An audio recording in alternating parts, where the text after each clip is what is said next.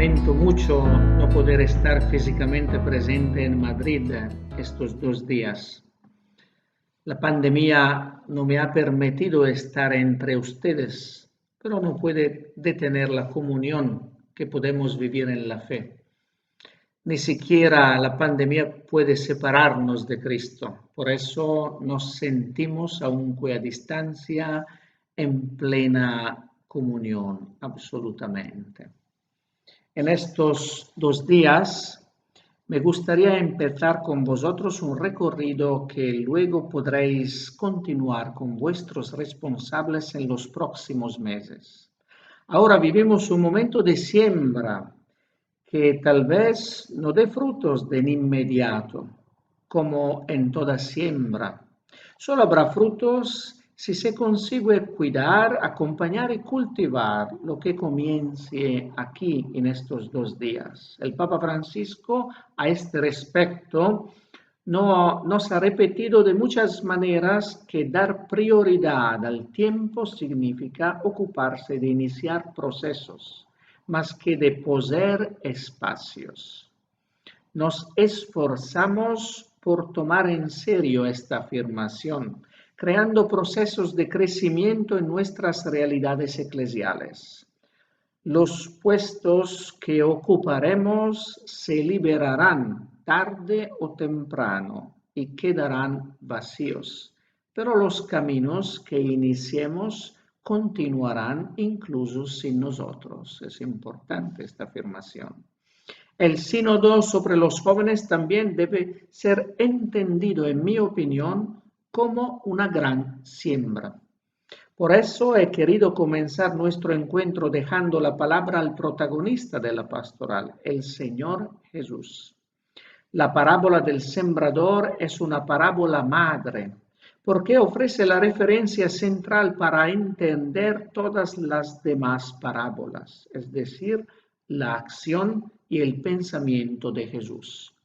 De hecho, él mismo dice a los suyos que si no entienden el significado profundo de esta parábola, no podrán entender todas las demás parábolas. Dice el Señor, si no entendéis esta parábola, ¿cómo vais a entender las demás parábolas? ¿Y cuál es el sentido profundo de esta parábola? Si prestáis atención, el que siembra tiene dos características muy evidentes. Es generoso y es desinteresado. Generoso porque no hace cálculos, sino que siembra abundantemente por todas partes. En cierto modo, desperdiciando la semilla incluso donde con lógica no debería ser arrojada. Desinteresado porque deja que la semilla siga su curso, simplemente la confía a la tierra, con generosidad, sin preocuparse más por su destino. El Evangelio es la buena noticia de Dios confiada a nuestra libertad, a nuestra conciencia, a nuestra existencia. A un cierto punto Dios dice, ahora os toca a ti, ahora toca a vosotros, ahora toca a ustedes. La semilla cae en la tierra y la tierra está llamada a hacer su parte, es decir, a crear las condiciones para que la semilla crezca, brote y dé fruto. El sínodo sobre los jóvenes fue una siembra tan abundante como desinteresada. Dios ahora confía en nosotros, en nuestra capacidad para acoger lo que se sembró. Nos toca a nosotros, le toca a cada iglesia local ponerse en acción, manifestarse como buena tierra para eso que se ha sembrado. Dicho de otro modo, el sínodo que se ha realizado a nivel de Iglesia Universal sin una acogida en la iglesia local es similar a una semilla arrojada en tierra estéril. Está destinado a morir sin dar fruto. Todos vosotros sabéis, como agentes de pastoral juvenil, educadores, hombres y mujeres consagrados y laicos, lo que pasó del 2016 al 2019.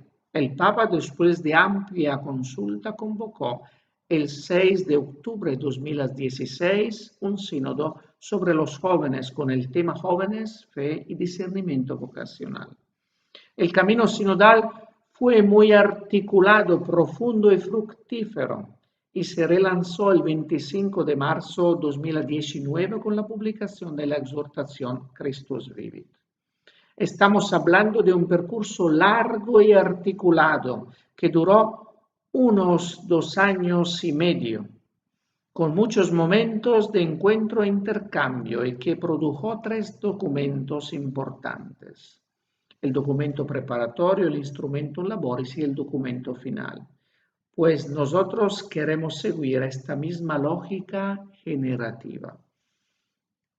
A este gran acontecimiento de la Iglesia Universal se ha sumado en los últimos meses la pandemia. Comenzó a principios del 2020 y aún no nos ha abandonado, desfortunadamente. Una nueva experiencia en nuestro contexto globalizado. Podemos decir que a partir de aquí hemos vivido varias experiencias. Por un lado, una experiencia de soledad y sufrimiento. Y también hemos entrado en contacto con la realidad de la muerte.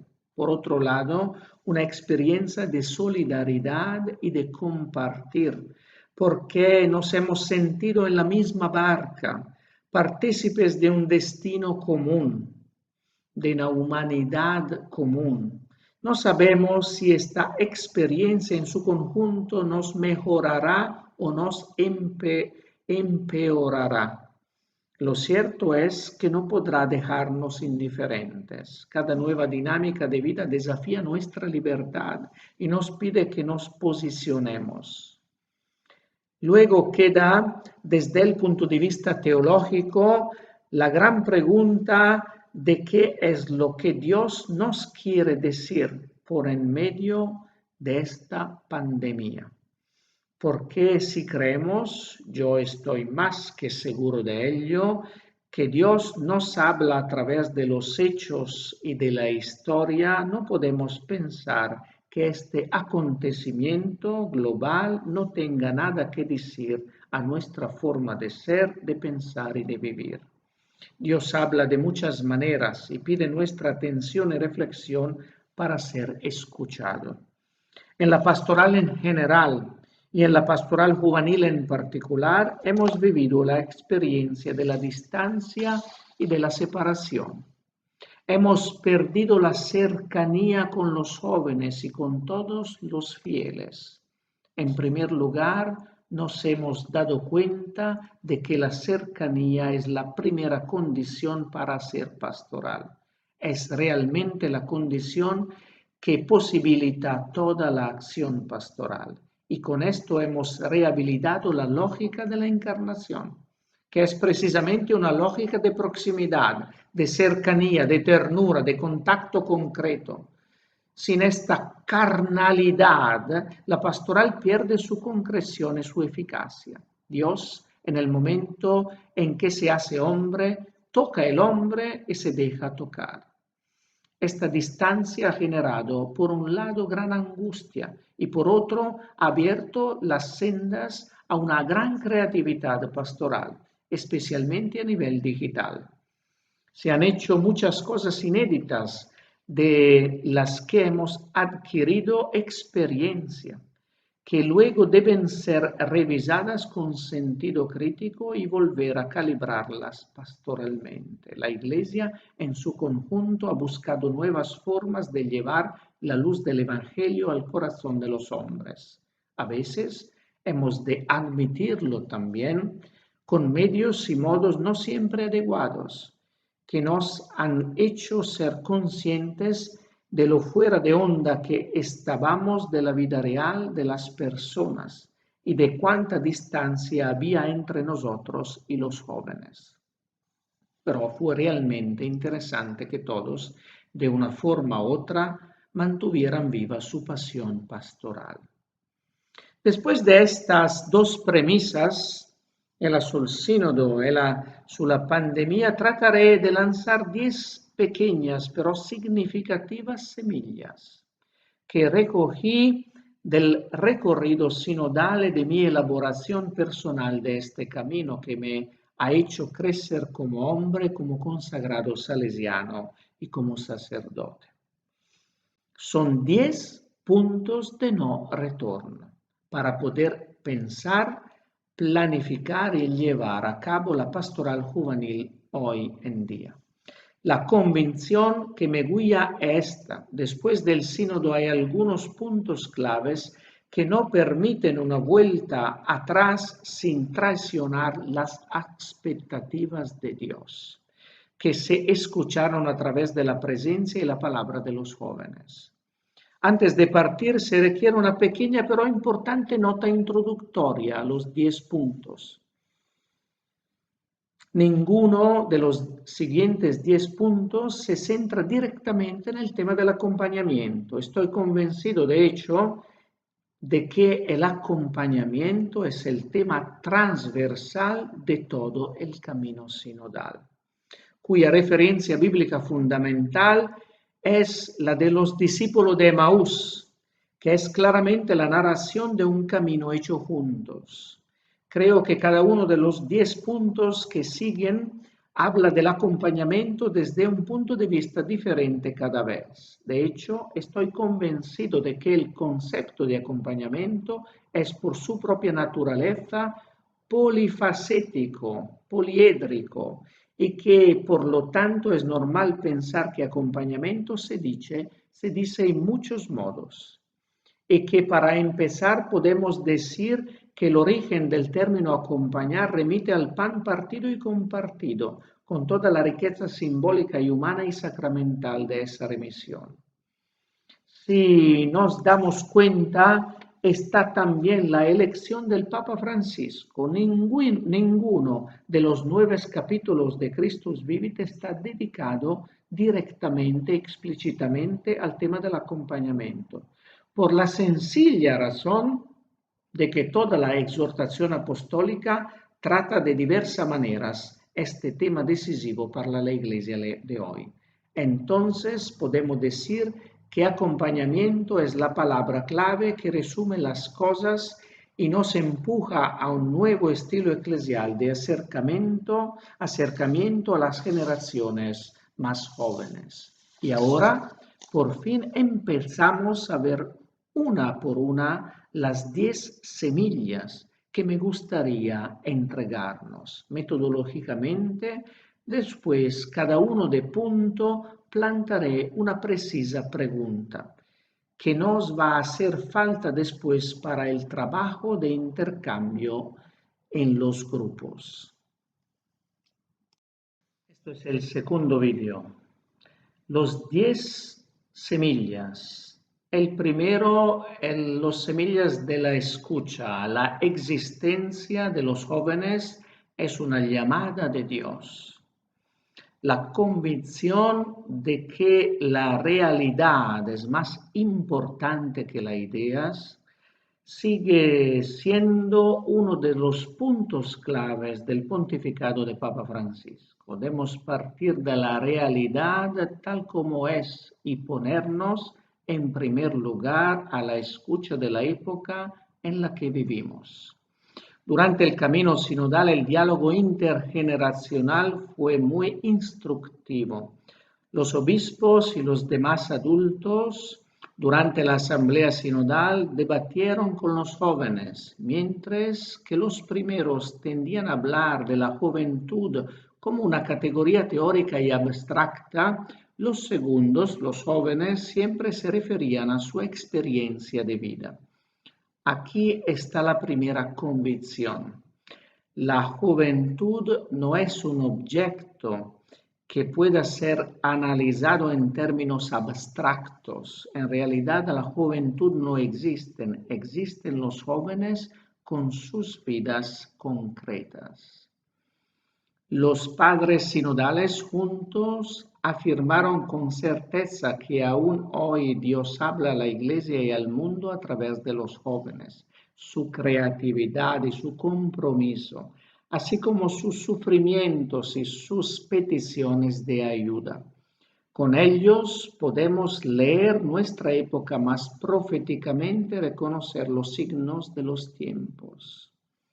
De aquí se desprende la primacía de la escucha atenta de su existencia, porque allí Dios se hace presente. Ellos están inmersos junto con todos nosotros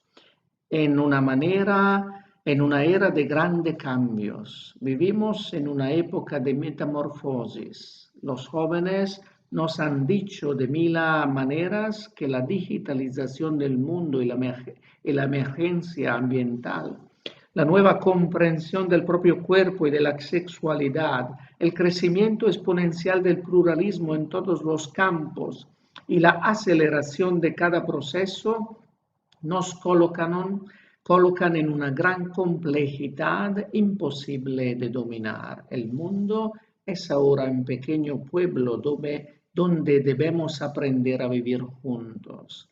Esto puede llevar a confusión, a rigidez y a cerrarnos, pero también podría llevarnos hacia nuevos estilos de solidaridad y de comunión. Sin duda, este proceso hace que nos volvamos a descubrir frágiles y necesitados de ayuda. Y la primera pregunta es esta, escuchando a los jóvenes, ¿cuáles son sus inquietudes? ¿Qué le piden a la sociedad y a la iglesia? Y la segunda semilla, la fragilidad, la semilla de la fragilidad. Los jóvenes necesitan ternura y quieren reconciliación.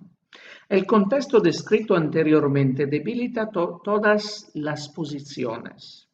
Durante el camino del sínodo surgió la gran y triste realidad de las enfermedades mentales de los jóvenes, de su angustia existencial, la depresión y el suicidio, signos de la falta de sentido que reside en la vida de tantos jóvenes.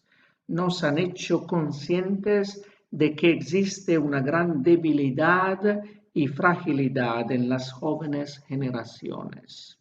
También y especialmente en aquellos que se muestran invencibles y violentos. Cabe señalar que la época de la pandemia ha sacado a relucir una fragilidad sumergida y confusa. No la creó directamente, me parece. La fragilidad está ya muy presente en nuestra época tardomoderna y no es una novedad. La novedad es que ha salido a la superficie, ahora es algo conocido por todos. Es necesario lidiar con la fragilidad y el fracaso. No somos todopoderosos. Y esta conciencia puede ser una gran oportunidad para todos los jóvenes y los adultos. La de reconocerse nuevamente humanos, la de volver a entrar en contacto con nuestras limitaciones, seguro de que incluso el error, el fracaso y la crisis son también experiencias que pueden fortalecer su humanidad. Los jóvenes nos han pedido pastoralmente hablando una gran cercanía. Cercanía, ternura, caricia, consuelo son palabras que han encontrado eco en muchos pasajes del sínodo. Y si queremos profundizar aún más, encontramos en el corazón de cada joven un gran deseo de reconciliación. Todos los presentes en el sínodo quedamos impresionados por la presencia humilde y profética del hermano Aloís, prior de la comunidad monástica de Thésée. Esta experiencia nació con una clara intención ecuménica, es decir, por crear una plataforma de escucha, perdón y diálogo entre las diferentes denominaciones cristianas. Y luego se convirtió poco a poco en una realidad frecuentada especialmente por los jóvenes. ¿Por qué? Porque los jóvenes buscan unidad y reconciliación. Y la segunda pregunta, cómo estamos acompañando las fragilidades y los fracasos de la Iglesia y los jóvenes. Y la tercera semilla es la búsqueda. Los jóvenes se han mostrado siempre abiertos y dispuestos. Hoy faltan puntos claves. El cambio y la fragilidad nos ponen en búsqueda, en camino y en movimiento. Esta es una gran posibilidad para nuestro trabajo personal, pastoral. No hemos respirado a lo largo del camino sinodal una actitud de cierre perjudicial hacia el mundo de la fe y la realidad de la Iglesia, sino una sana inquietud que se despierta sobre todo en la juventud y sigue siendo la característica de todo corazón que se mantiene joven, disponible, abierto. La verdadera paz interior coexiste con esta profunda insatisfacción. Decía Sant Agustín, Señor, nos ha hecho para ti y nuestro corazón está inquieto hasta que descanse en ti. Estar en búsqueda es característico de hombres y mujeres que tienen en el corazón el deseo de verdad, libertad y justicia. No podemos dar respuestas sin escuchar las preguntas. Este es uno de los problemas de nuestra pastoral, dar respuestas sin haber dejado espacio a las preguntas. Es muy grave. Respetar y acompañar la búsqueda de los jóvenes es una actitud muy valiosa que debemos aprender a fomentar. Los jóvenes han demostrado estar abiertos al intercambio, respetuosos de las diferentes posturas, abiertos al diálogo y a las razones de los demás. Respiramos un clima de auténtica búsqueda. Las palabras clave, me parece, han sido apertura y disponibilidad. Y de esto a nivel eclesial tenemos mucho que aprender, porque algunas veces nos mostramos tan rígidos como los fariseos, incapaces de dar realmente la palabra a los demás, cerrados a la escucha de las diferentes posturas. A veces tenemos un concepto de la verdad muy monolítico y poco sinfónico. Jesús en los evangelios se revela como un gran compañero de personas en búsqueda. Sabe cómo hacer las preguntas oportunas en el momento justo. Sabe cómo esperar el momento adecuado. Se mantiene a su lado pacientemente sin juzgar. Tiene realmente una autoridad en el auténtico sentido del término, porque en su significado etimológico, autoritas indica la capacidad de hacer crecer. No expresa absolutamente la idea de un poder directivo, sino una verdadera fuerza generadora. Y la tercera pregunta: ¿cómo respetamos, acompañamos y alimentamos la sana inquietud de los jóvenes? Y la cuarta semilla, el discernimiento. Todos estamos llamados a cuestionarnos a nosotros mismos. La cuarta semilla que quiero daros es la del discernimiento. La búsqueda no es un fin en sí misma, sino que por su propia naturaleza tiene el deseo de encontrar algo estable donde el corazón puede descansar. La inquietud del corazón que nos pone en movimiento es generada por la búsqueda de la plenitud que se hace camino de vida. Es un camino arduo, plagado de obstáculos, donde reconocer cuál es la vida correcta no es algo automático, y donde la tentación, el mal y el pecado encuentran un lugar. Entre la luz y el deslumbramiento hay una gran diferencia.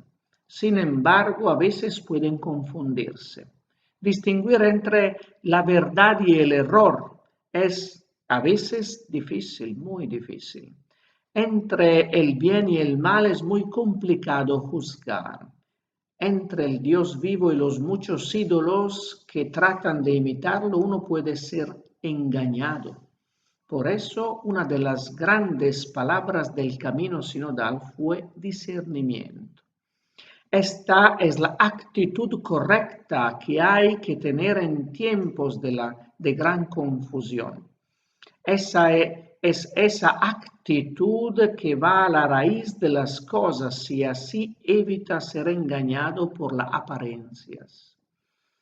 Es ese estilo capaz de distinguir entre lo superfluo y lo esencial, entre lo inútil y lo necesario.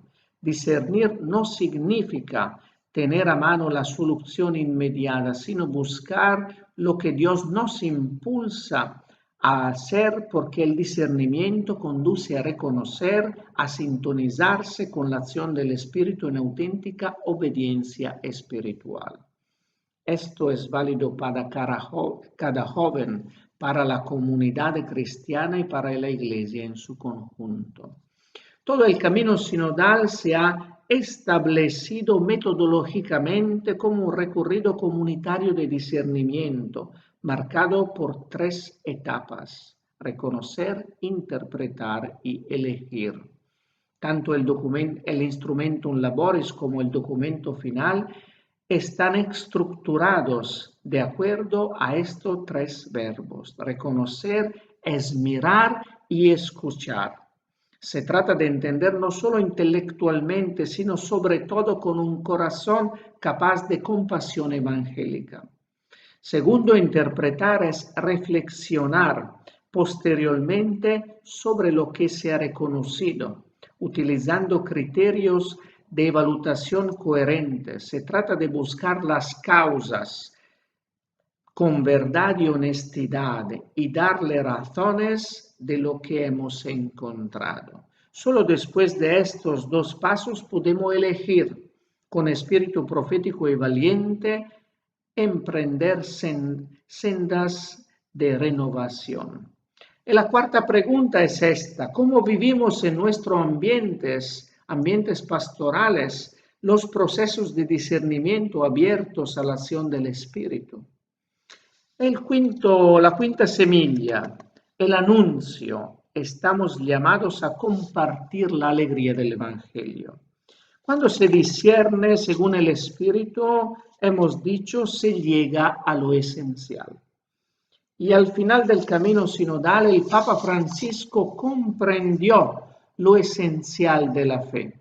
Más allá de cualquier circunstancia, él los dice: a todos los jóvenes quiero anunciarles lo más importante, lo primero, eso que nunca se debería callar. Es un anuncio que incluye 3 grandes verdades que todos necesitamos escuchar siempre, una y otra vez. ¿Y cuáles son estas 3 verdades? Primera, Dios te ama. Segunda, Cristo por amor se entregó hasta el final para salvarte. Tercera, Él vive. Christus vivit. Aquí está el primer, único y principal anuncio expresado en forma directa. Todo el capítulo 4 de Christus Vivit anuncia con claridad estas 3 verdades a todos los jóvenes. Los jóvenes tienen necesidad de la verdad, son buscadores de la verdad. A través del discernimiento deben entrar en contacto con la verdad. No se conforman con sucedáneos de la verdad, y cuando sucede que los alejamos de esta perspectiva, nos desprecian. Tienen derecho a que les anuncie a Jesucristo como camino, verdad y vida. Es evidente que esta perspectiva, en honor a la verdad muy ecuménica, parece ser la consecuencia lógica del giro querigmático y misionero que el Papa Francisco está imprimiendo a la Iglesia. No hay libertad sin verdad, y no hay libertad ni verdad sin escuchar la palabra y sin seguir el Señor. Si permanecéis en mi palabra, seréis verdaderamente mis discípulos. Conoceréis la verdad y la verdad os hará libres. Aquí se abre un gran capítulo de la catequesis para y con los jóvenes. El Directorio para la Catequesis, recientemente republicado, contiene declaraciones contundentes sobre el vínculo entre pastoral juvenil y catequesis. La catequesis en el mundo de la juventud requiere siempre renovarse, fortalecerse y realizarse en el contexto más amplio de la pastoral juvenil. Debe caracterizarse por dinámicas pastorales y relaciones de escucha, reciprocidad, corresponsabilidad y reconocimiento del protagonismo juvenil. Y la quinta pregunta es: ¿qué lugar ocupa el primer principal y único anuncio en nuestra propuesta de pastoral juvenil? Este es el tercer vídeo. La sexta semilla es la semilla de la espiritualidad. Los jóvenes deben ser acompañados hacia una sólida amistad con Jesús. En el centro de Christus Vivit hay una pregunta para mí formidable. ¿Cómo podemos vivir la juventud cuando nos dejamos iluminar y transformar por el gran anuncio del Evangelio? Plantea entre interrogantes la cuestión de la vida y de la espiritualidad cristiana. Y en el sínodo hablamos mucho de espiritualidad. Los jóvenes nos preguntaron sobre la calidad de nuestra liturgia, que muchos de ellos consideran como la primera escuela de la fe. Nos dijeron de manera un tanto provocativa que los cristianos profesan un Dios vivo, pero a pesar de ello encontramos celebraciones y comunidades que parecen muertas. Desafiaron a nuestra pastoral juvenil, que a menudo se desarrolla con muestras de gran actividad y eventos muy ruidosos, sobre temas mucho más importantes: el silencio, la oración y la contemplación, al mostrar estima y atracción por la vida contemplativa. En un mundo dominado por el bombardeo ininterrumpido de los medios de comunicación, nos piden que les acompañemos a través de las experiencias y espiritualidades de calidad, que les ayudemos a disfrutar de la amistad personal con Jesús, el afecto de la fe, el contacto profundo con la palabra de Dios. Pensad en el tiempo que pasamos solos en casa en la pandemia. Fue un tiempo de desierto, pero sabemos que por la Biblia, que el desierto es el lugar del encuentro íntimo con Dios, que dice a Israel: la llevaré al desierto y hablaré a su corazón. Alguno, según los datos de que disponemos, se preguntó sobre la presencia y la ausencia de Dios, sobre el sentido de la vida y la realidad de la muerte. Hemos entrado en contacto con una perspectiva de eternidad, superando el presentismo de nuestro tiempo. Entrar en caminos de espiritualidad significa saber redescubrir la senda de la belleza en la pastoral juvenil, abriendo resquicios de trascendencia en un mundo que con demasiada frecuencia nos empuja a encerrarnos por un marco de sentido inmanente. Y belleza rima con santidad. Los jóvenes necesitan santos que formen otros santos, mostrando así que la santidad es el rostro más bello de la Iglesia. Y la pregunta de esta semilla es: ¿qué experiencias ofrecemos a los jóvenes para fortalecer su amistad con el Señor Jesús? Y la séptima semilla es la semilla de la familia, el deseo de una iglesia con un rostro y un estilo familiar. En un momento en lo que los jóvenes se encuentran en una situación de incertidumbre y errancia e incluso de orfandad espiritual, la comunidad cristiana está llamada a hacerse adoptiva con respecto a ellos, porque en todas nuestras instituciones debemos desarrollar y fortalecer mucho más nuestra capacidad de acogida cálida, ya que muchos jóvenes que llegan se encuentran en una profunda situación de orfandad.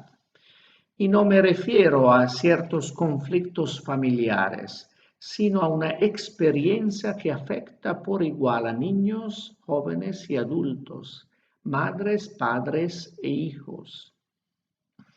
Así pues, hay que poner al centro en la capacidad generadora de la Iglesia, que se concibe según un paradigma familiar, capaz de abandonar un estilo individualista de pastoral juvenil para asumir uno más comunitario, caracterizado con un clima familiar de confianza y seguridad. De este modo, la Iglesia se convierte en un hogar acogedor para todos los jóvenes, sin excluir a nadie. Durante el debate sinodal muchas veces se pidió a la Iglesia en su conjunto que pasara de la primacía de las estructuras a la de las relaciones, de la centralidad de la burocracia a las desrelaciones. Existe en este momento histórico, al menos en el occidente secularizado, un gran deseo de comunidad, que las generaciones más jóvenes expresan a través de diversas peticiones, porque la experiencia comunitaria sigue siendo esencial para los jóvenes. Si por un lado tienen alergias a las instituciones, es igualmente cierto que buscan relaciones significativas en comunidades auténticas y el contacto personal con testigos luminosos y coherentes. Piden que la Iglesia tenga cada vez más un rostro familiar donde cada uno se sienta llamado por su nombre y acogido en el punto donde se encuentra su libertad, sin ningún juicio previo. Muchos jóvenes, especialmente los que crecieron en situación de pobreza familiar, mostraron una gran sensibilidad hacia la familia y un gran deseo de familia. Si es verdad que todos nosotros hemos recibido el Espíritu que nos hace hijos adoptivos, debemos comprometernos para que la Iglesia sea verdaderamente una gran familia. Y la pregunta es esta: ¿cómo podemos hacer más acogedora y familiar nuestra comunidad cristiana? El octavo punto, la octava semilla, el voluntariado, el camino real de la caridad y del servicio responsable. Por supuesto, la Iglesia está llamada a adoptar un rostro familiar, pero no cerrado. Sabemos lo fuerte que es hoy en día la rigidez en formas de multicomunitarismo, es decir, de comunidades en las que hay una intensidad de relaciones humanas, pero se vive cerrado hacia los demás. Comunidades que están una al lado de la otra, sin contagiarse, sin entrar en contacto, sin relaciones significativas, sin ningún intercambio de dones. En cambio, el campo de acción de la Iglesia es el mundo. Es impensable una comunidad cristiana que no esté abierta a todos, sin que nadie quede excluido. Durante todas las fases del sínodo hubo una insistente presión para ser y permanecer una Iglesia en salida. Partiendo de la convicción de que los cristianos son verdaderamente ellos mismos solo cuando salen de sí mismos y van en encuentro de los otros, sean quienes sean. Esta es la identidad extática del cristiano, muy bien expresada por el Papa Francisco cuando dirige estas palabras a cada joven. Ojalá vivas cada vez más este éxtasis, que es salir de ti mismo para buscar el bien de los demás, hasta dar la vida. Esta posición la de lleno con uno de los grandes fenómenos de nuestro tiempo que tienen muchas veces como protagonista a los jóvenes, el del voluntariado, el del compromiso caritativo, el del servicio a los más pequeños y pobres. Hemos tenido muchos testimonios conmovedores de jóvenes que encontraron la fe a través del servicio y el contacto con la Iglesia que se opone con hechos y con verdad a la cultura del descarte a través de la diaconía. Es precisamente aquí donde se encuentran dos grandes polaridades que caracterizaron el camino sinodal: el servicio generoso y el discernimiento vocacional. Hay una inclusión mutua, una inclusión recíproca. La escuela del servicio es adecuada para discernir la vocación, precisamente porque habla a través de la voz y el rostro de los pequeños y de los pobres. De hecho, se identifica con ellos porque todo lo que hicisteis a uno de estos mis hermanos más pequeños, a mí me lo hicisteis. Y la octava pregunta es esta: ¿cómo se lleva a cabo el servicio a los más pequeños y a los más pobres desde la pastoral juvenil? El nono es la vocación, la semilla de la vocación. Los jóvenes son amados personalmente y llamados por su nombre por Dios. El tema del sínodo, tal como lo aprobamos al principio, nos pareció problemático. Los jóvenes, la fe y el discernimiento vocacional. Nos preguntamos, este tema, ¿qué esto así, puesto así, es un cortocircuito o una profecía? Nos pide que nos ocupemos de todos los jóvenes y al mismo tiempo nos empuja al discernimiento vocacional. En el imaginario eclesial común, al menos en el católico, en Italia ciertamente, cuando hablamos de vocación nos referimos casi exclusivamente a las así llamadas vocaciones de especial consagración, el ministerio ordinado y la vida consagrada, excluyendo casi siempre la vida matrimonial y el mundo del trabajo.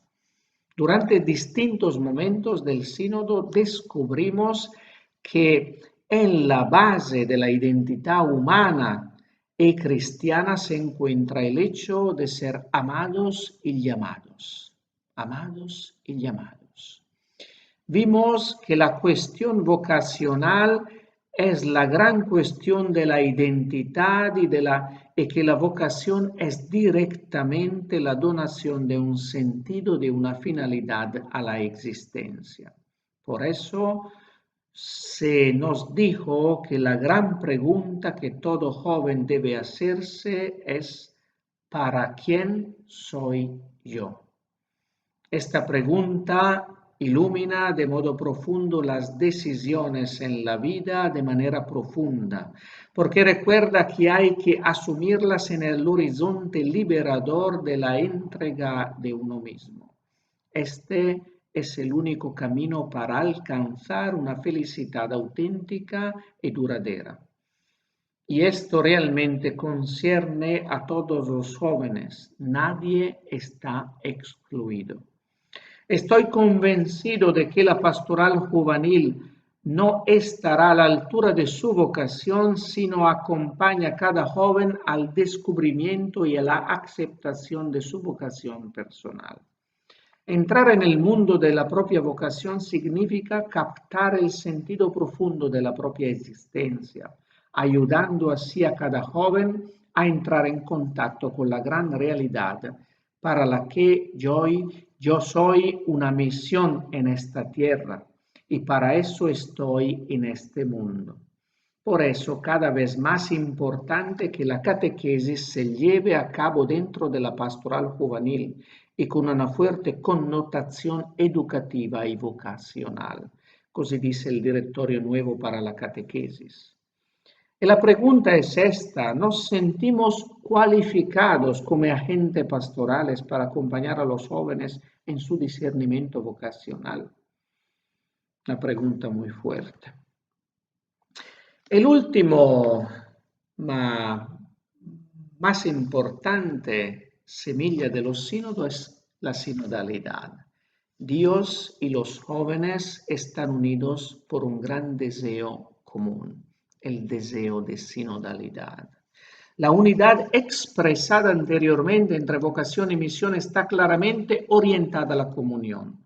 Y debo decir que el camino sinodal nos ha reservado una gran sorpresa que al principio no era ni siquiera imaginable, pero que se impulsó durante la asamblea sinodal como inspiración compartida y acogida.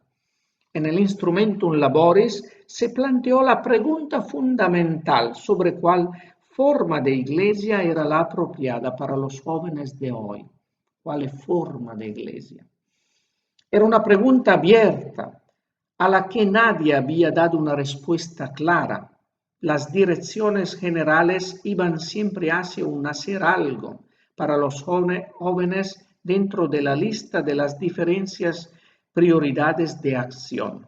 Muchos presionaban para que la Iglesia hiciera una opción preferencial por los jóvenes, la Iglesia latinoamericana en particular. Pero las palabras de los jóvenes nos descolocaron. No nos pidieron como primera cosa que hiciéramos algo por ellos, sino que antes que nada nos pidieron que nos pusiéramos en camino con ellos. Nos invitaron a una verdadera conversión de hacer para a estar con. Es una revolución copernicana, en mi parecer. Y los jóvenes fueron escuchados, no solo porque en el documento final del sínodo esta petición suya fue tomada en serio y desarrollada con amplitud, sino también porque descubrimos que este es el gran deseo de Dios para su iglesia. El camino de la sinodalidad es el camino que Dios espera de la iglesia del tercer milenio. El Papa Francisco, escuchando las inspiraciones de Dios y las de los jóvenes, eligió como tema para la próxima Asamblea Sinodal Ordinaria de los Sínodos, aún en fase de preparación y que se celebrará en octubre de 2022, precisamente la sinodalidad. El título es Por una Iglesia Sinodal. Comunión, participación y misión. La Iglesia ha vuelto de este modo a ser peregrinante junto con los jóvenes. Estoy convencido de que la fidelidad a esta gran inspiración traerá indudables progresos, en primer lugar, en el ámbito ecuménico e interreligioso. Y tal vez sea precisamente la pastoral juvenil, que solo puede ser sinodal, la que debe avanzar sin demora en esta dirección, abriendo nuevos caminos para el bien de todos. En el fondo, el giro sinodal de la Iglesia no es otra cosa que el intento de encontrarnos sobre la base de lo que nos une en lugar de lo que nos divide. Y si nos comprometemos a mirarnos con honestidad, debemos admitir que son muchas más las cosas que nos unen que las cosas que nos dividen. Y la última pregunta es esta: ¿a través de qué opciones concretas nuestra iglesia local se está volviendo cada vez más sinodal? Y arribo a la conclusión. Empezamos leyendo la parábola del sembrador, madre de todas las parábolas. Y os he dejado solo 10 semillas de las muchas que sembraron durante el sínodo sobre los jóvenes. una vez más, Dios se ha mostrado muy generoso con su iglesia. Ahora sí que toca a nosotros, a vosotros, a ustedes. Para salir de metáforas, os he propuesto 10 puntos de no retorno para la pastoral juvenil de hoy. En mi opinión, ya no es posible planificar la pastoral juvenil sin tener en cuenta estos puntos, tanto individualmente como en conjunto. Los presente como puntos de no retorno, porque son el resultado de un discernimiento de la Iglesia que duró 3 años y que ha involucrado a toda la Iglesia universal. No volver a empezar desde aquí sería traicionar a la Iglesia y, en un cierto modo, situarse fuera de ella. Lo que se ha dicho antes vale también para nuestro estudio y nuestra formación personal y comunitaria. Los documentos del sínodo deben ser leídos, estudiados, profundizados y difundidos. También deben ser criticados cuando sea necesario para avanzar en la reflexión. Sin embargo, no puede evitarse el abordarlos precisamente porque representan un punto de vista oficial de la Iglesia sobre la pastoral juvenil al inicio del tercer milenio. Y esto es realmente un punto de no retorno. No sé cuándo será el próximo sínodo sobre la juventud, pero no creo que sea pronto.